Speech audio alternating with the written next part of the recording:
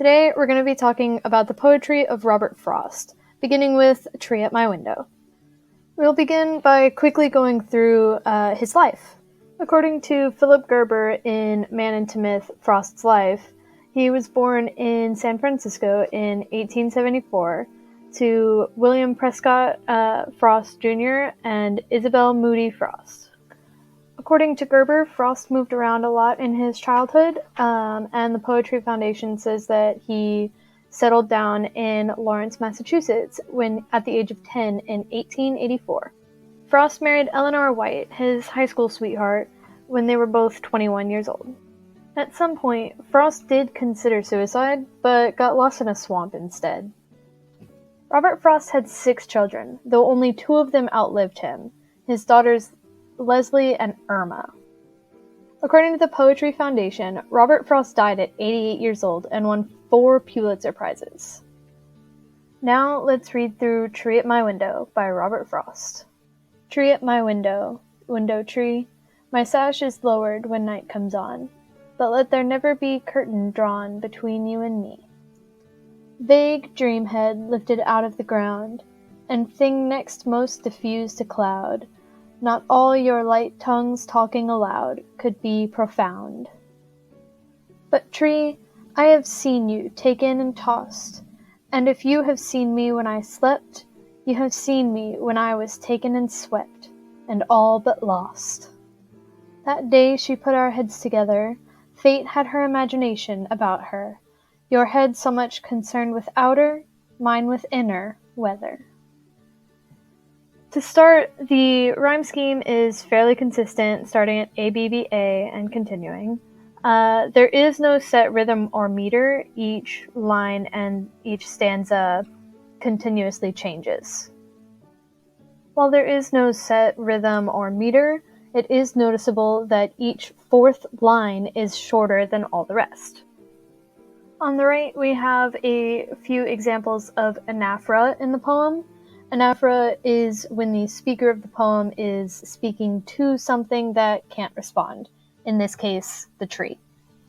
In this quote, my sash is lowered, the speaker is showing his vulnerability and opening himself up to the lesson that this tree can teach him.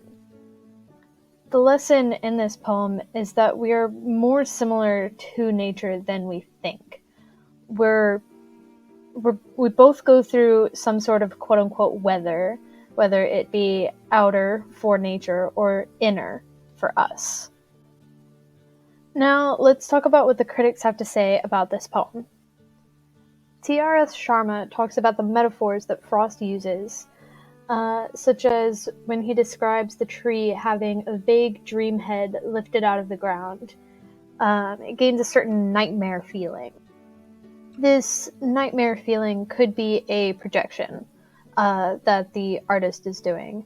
They give the inner feelings to something else that then expresses that and shows it. Frost uses metaphors in this poem to pull the likeness of nature and man together so that they are similar. These 3 pieces of the poem show how the likeness of man and nature are being pulled together. One is taken and tossed, the tree. The other is taken still and swept, which is the man. And then each has a mind concerned with weather. These 3 critics don't talk directly about this poem, but they do talk about Frost and his style, and they say things that can be directly applied to this poem. We're going to be using Dorothy Judd Hall's book, Robert Frost, Contours of Belief, specifically Chapter 3, Grace Notes, for this next small section. Hall says that a tone of reference is heard in Frost's poetry, specifically his nature poetry, and it can very much be seen in this specific work. She says that there are, quote, fleeting moments of particular magic and wonder, unquote, in his poetry. And we can see that when Frost starts to see himself in the tree and the tree in himself. Hall also says that there's usually a transitory lift in spirits, And we can see this at the end of the poem when he finds a similarity. He finds something else that's going through what he calls weather. Next, we'll be dealing with the book by Radcliffe Squires, The Major Themes of Robert Frost.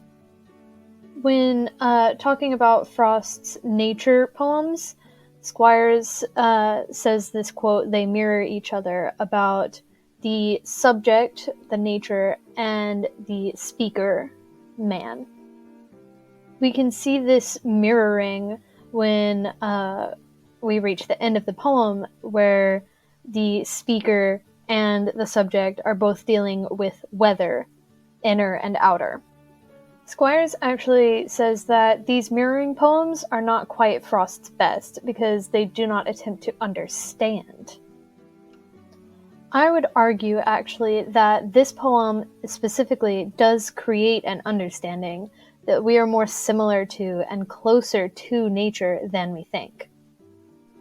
Finally, we'll be looking at some pieces from Three Views of Man's Relation to Nature in Robert Frost's Poetry, which is a thesis by Christina Sims.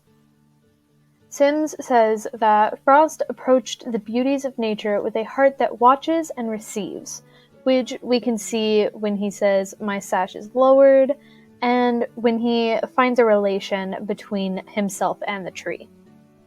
She also says that he saw the country as a place of escape from day-to-day life, which is just evident in this poem.